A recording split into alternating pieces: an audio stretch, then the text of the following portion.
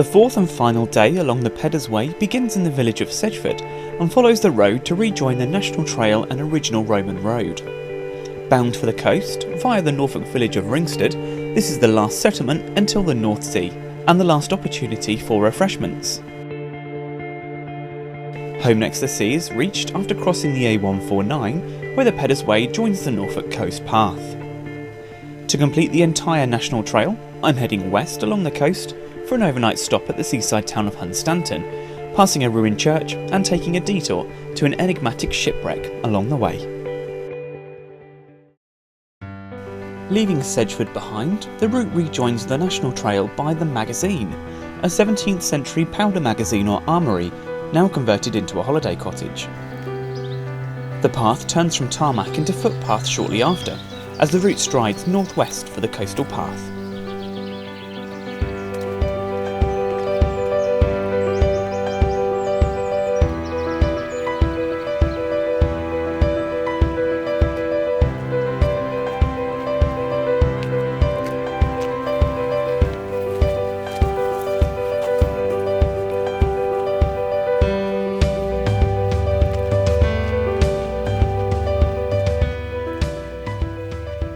Walking out along this straight path, it's worth noting that this is the last time you'll be walking on the original Roman road, as once you arrive at Ringsted, the Roman road becomes lost through the changing landscape.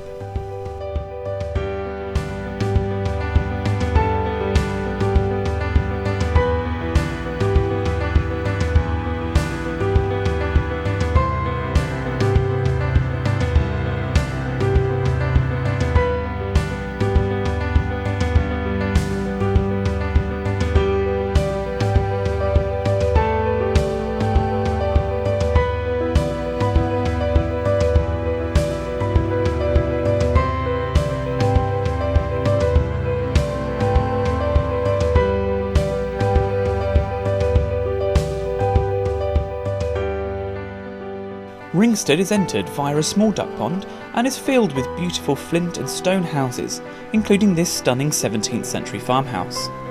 Just round the corner is the Gin Trap Inn, which was built in the early 18th century and a perfect place to stop for lunch or stay overnight instead of Sedgeford a few miles back.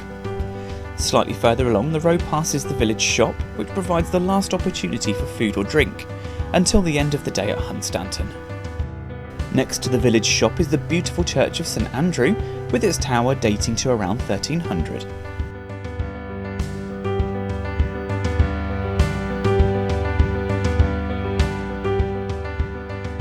As the village of Ringsted is left, the route passes round a disused windmill by Mill Farm.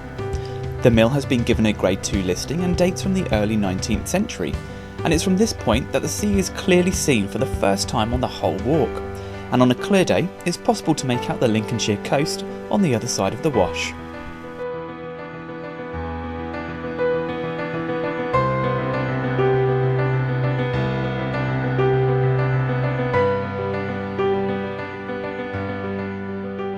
And I, being here, have been part of all this, caught and thrown like sun on water, have entered into all around me. Just after this final poem, the path continues down to cross the A149 and joins the narrow lane leading to Holme Next the Sea and the National Trail footpath marker by the beach, marking the very end of the Peddars Way part of the trail.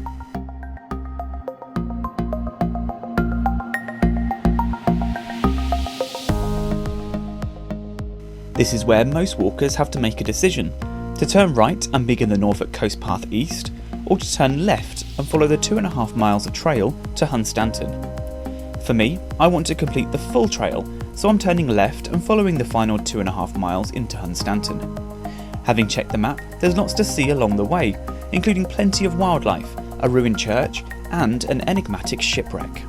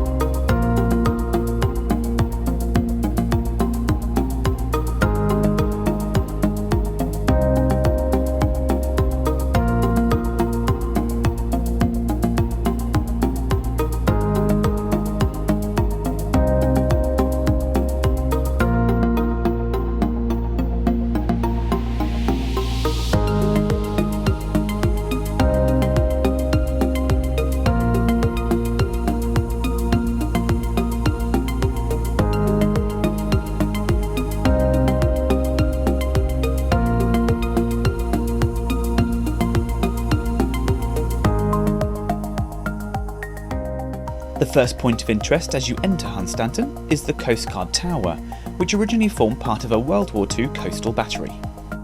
Sitting alongside the tower is the brilliant white Hunstanton Lighthouse, dating back to 1830 and now converted into holiday accommodation. In the middle of the field alongside the lighthouse are the remains of St Edmund's Chapel. The ruins have been converted into a World War I memorial garden, but originally date back to the medieval period, with the possibility of Norman origins. It is said that the coast here was the landing place of King Edmund of East Anglia, later martyred by the Danes. Eventually, the cliff-top path gives way to numerous paths leading down to the extensive mudflats and beach, and visitors can enjoy the unique geological site along the coast. The cliffs beneath Hunstanton are famous for its striking red and white stripe. The stripe is formed of two rock types, a brown layer of sandstone called carstone, and the line of chalk made from limestone. The rock dates back about 100 million years and is packed with fossils of creatures that once lived in ancient tropical seas. Located just below the plunging cliffs is a shipwreck of the Sheraton, a trawler that was launched in 1907. In 1945 it became a target ship before being wrecked in 1947 and left to erode away through the ages.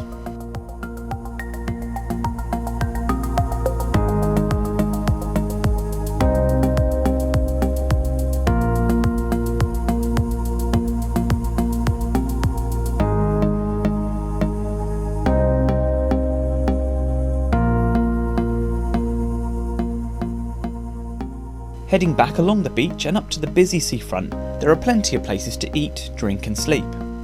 Being right on the trail, I have chosen the Golden Lion Hotel, just behind the remains of a medieval cross, located on the green.